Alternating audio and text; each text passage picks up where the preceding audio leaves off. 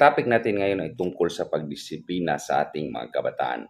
Ating pag-usapan ngayon ang pagdisiplina nasa banal na kasulatan at ang pagdisiplina o bawal dito sa batas ng lupa. So unahin kong banggitin itong sa nakasulat sa banal na kasulatan. Ito ay sa Kawikaan chapter 29 verse 15 to 27. Ito ang nakasaad.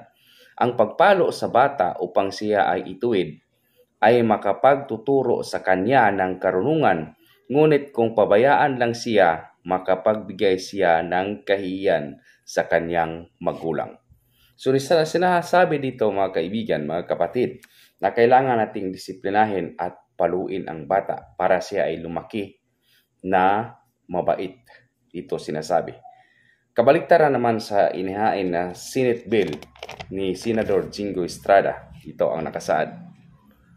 Sa inihaing Senate Bill 3167 o Anti-Corporal Punishment Act of 2009 na inihain ni Senator Jose Jingo Estrada, sinabi nito na kalimitan ng ginagamit ng corporal punishment ang mga magulang sa Pilipinas sa pagdisiplina sa kanilang anak. So ito ay nithala sa www.pelstar.com.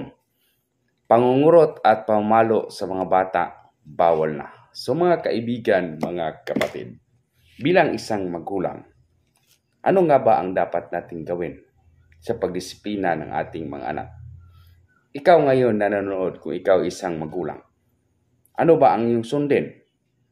Bawal ka ba talagang magpalo sa iyong anak kung siya ay nakita mong nagkamali o nagkasala? O hayaan mo lang siya na mulaki na lalaki ang batang yan na matigas ang ulo dahil susunod ka sa batas na sinasabi dito o susunod ka sa turo ng banal na kasulatan dito sa Kawikaan chapter 29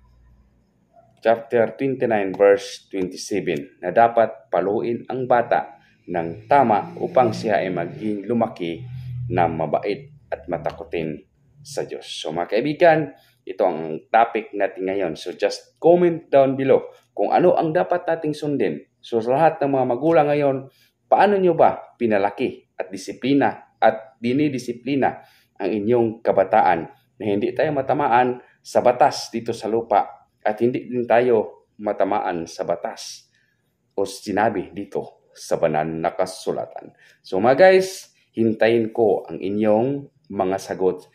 Just comment down below. Hanggang sa muli, ito si Leo Maestro, ang vlogger na dapat nyong i-follow.